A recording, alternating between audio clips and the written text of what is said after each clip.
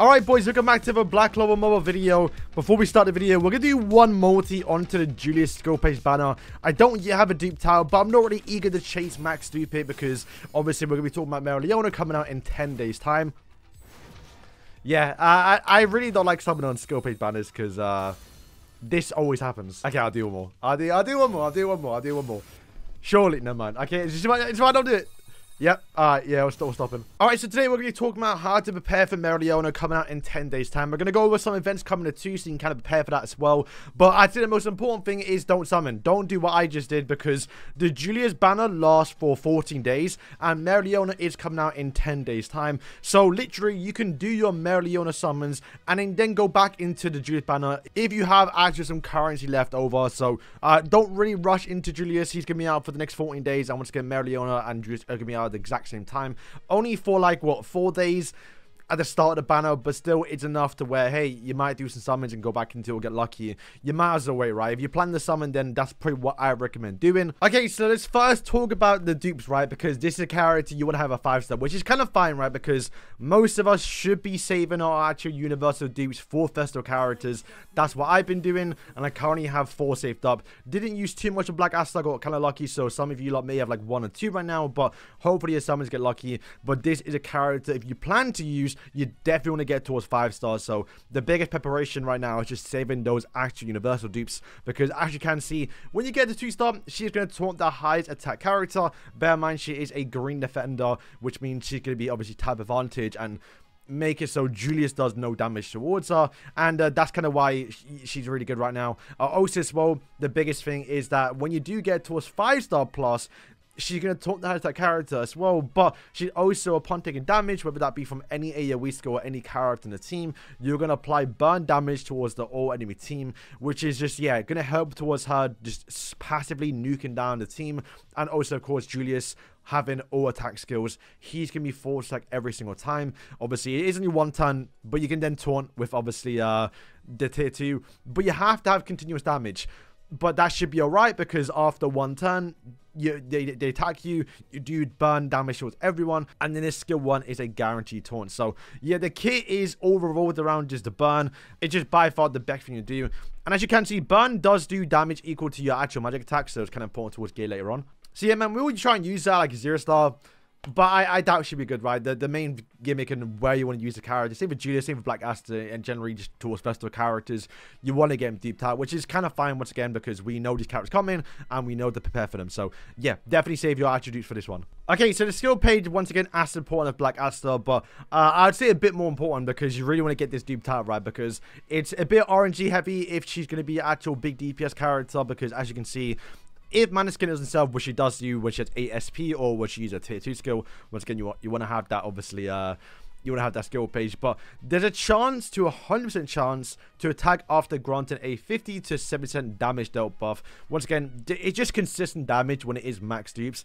We can, obviously, this is obviously in Japanese, but you can see the actual, you know, damage multiplier a little bit here. It goes from 55 to 70, just a 1-star. So honestly, getting a 1-star is pretty good.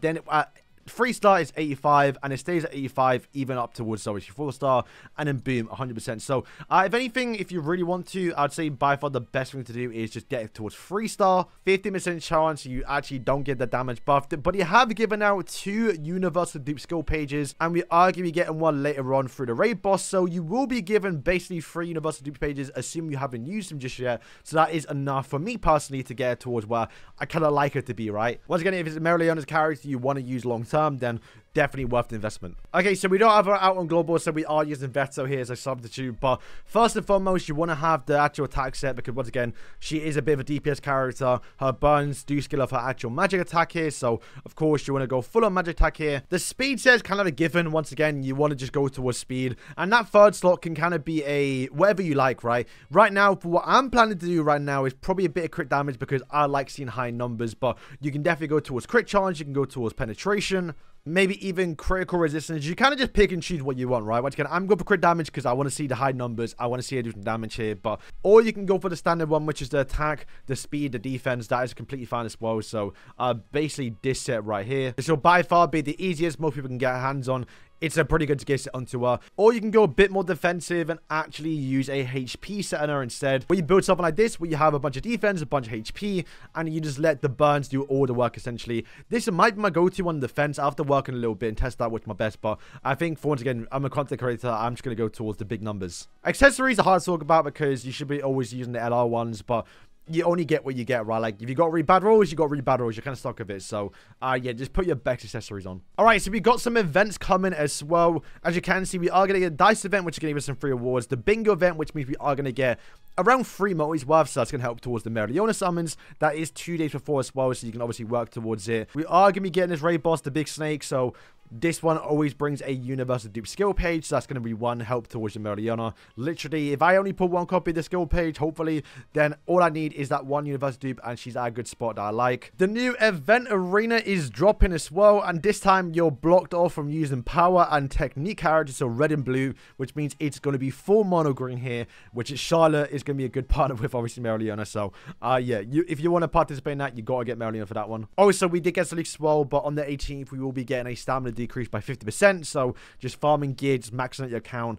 XP, Bond, Yord as well. We love it. This is going to be a good time. And it looks like they're going to probably do this for every single celebration. So it's kind of to be expected anyway. Okay, some quick characters to use with the Mereoleona and worth building up right now. They're kind of prepared for a little bit. Ceremony Charlotte's still going to be good too as well. Bear in mind, it's a bit weird a little bit. It's coming from Black Aster. But Mereoleona, you want to go full magic attack essentially. So you will be getting the shield off with her. You will be getting the actual defensive penetration, unlike Black Aster. So obviously Charlotte's another go-to one. Fana, the green one, who recently just came out, and to be fair, should be on the banner with Mereoleona, so I'm hoping myself I can pick her up whilst I'm with Mereoleona, but she's another good character as well. At that point, you probably want to use like 4 mono green. You get the passive here, and to be fair, she does her own things as well. She gets hatred, but once again, another bit of a burn character too. Just generally probably one of the best DPSs right now in the game. So like her and Mereoleona just going to be a good fit together. And once again, if you use the 4 mono green, then you're going to get this passive, which people kind of forget with Charlotte because you kind of just use her awakened passive. Clover, Academy of Golion. Once again, you may have actually not gotten this guy because he was a kind of a skip a little bit, but if you happen to pick him up while trying to get the blue Charlotte back in season 3,